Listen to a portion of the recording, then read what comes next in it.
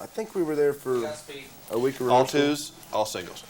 So we weren't there long, and were Yeah, working most of the night, so we weren't really I didn't out. see you hanging out. Yeah, we missed that side of Okay. Nashville. Really? Okay. Well, was this fun or hard work, or both? This was good, fun, hard work. Yeah, you knew you'd work today, though, when you finished this job, didn't you? What's that? You knew you'd worked a full day. Oh yeah. I mean, we went over schedule and over budget and long hours and a lot of distance between points, so it took a lot I think it took a lot out of everybody in the cast ultimately, by the end of it. It was pretty exhausting. But the good thing was that we had, these great people working on the film, the cast and the crew and everybody. It was a lot of fun.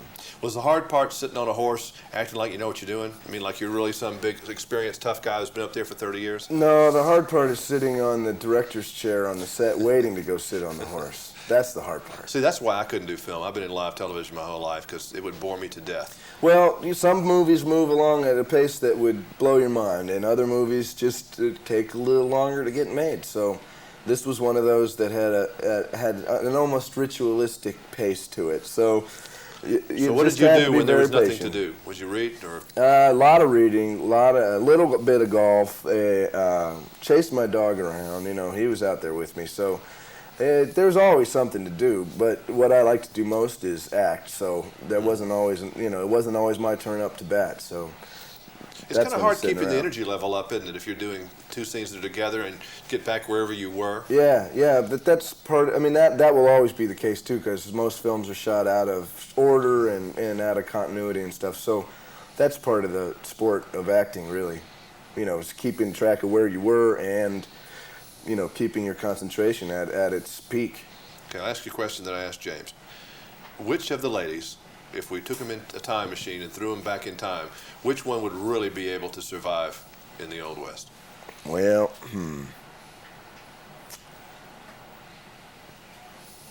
I think, diplomatically speaking, they'd all do well. This is a whole bunch of diplomacy I'm hearing here. I've never heard so much stimmering and stammering. Can't you pick a lady who's going to survive and it can't be diplomatic? I mean, which one's the toughest? I mean, pure toughest. I think the parts pretty genuinely reflect the women that are playing. I mean, Madeline looks pretty tough to me. I wouldn't face down Madeline. I would say Madeline is pretty tough when she wants to be. And then Drew, I wouldn't want to back her up against the corner, too.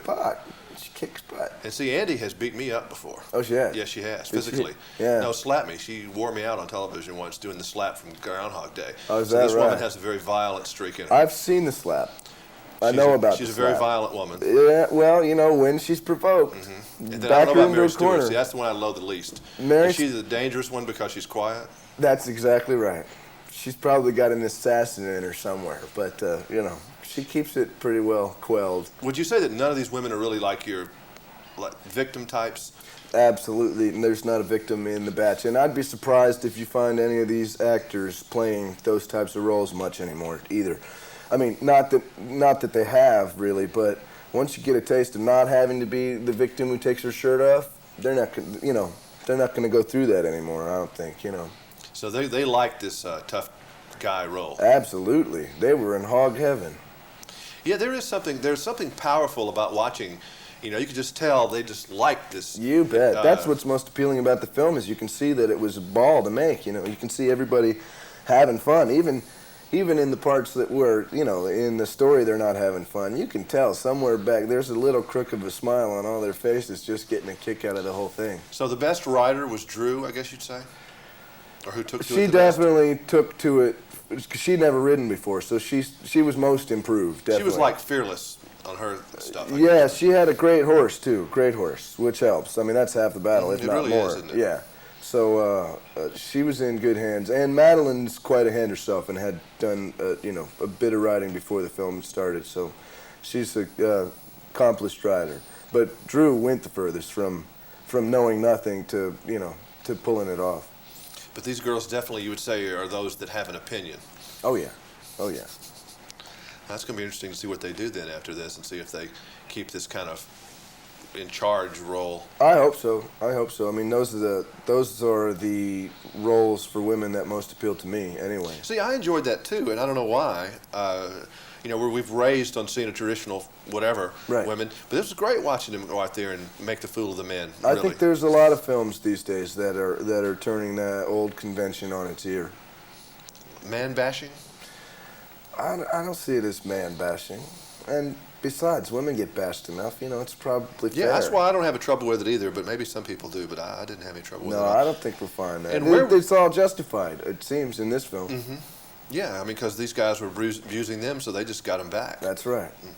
Where was this? Where's Bracketville? Is that out toward Mexico somewhere? Yeah, Bracketville is about a little more than 2 hours west of San Antonio, about 40 miles east of Del Rio, which is a border town across from Acuna, Mexico. And where we shot is another 20 miles north of Bracketville. So it's in the middle of nowhere. This is the dark side of the moon, basically. This is about as remote as you can get in the continental United States, in my opinion. I mean, I don't know, but cell phones don't even work out few there. people. There's 721 population in Bracketville, and that's the metropolitan area. I'm talking about, 2 gas stations and, the little bar and the hardware store, and that's about it. Wow. Yeah. Well, nice seeing you film. I loved it. Thank you. Me too. Thank It was you. sure fun making it. Nice seeing you. Bye. All right.